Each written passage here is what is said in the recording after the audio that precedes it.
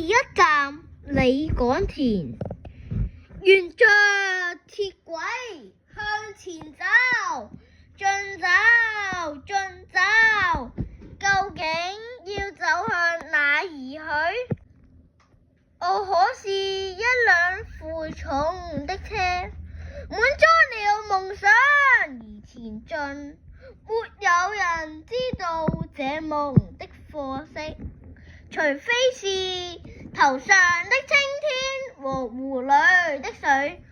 我知道鐵軌的盡處是大海，海的盡處又怎樣呢？沿着鐵軌向前走，進走，究竟要走向哪兒去？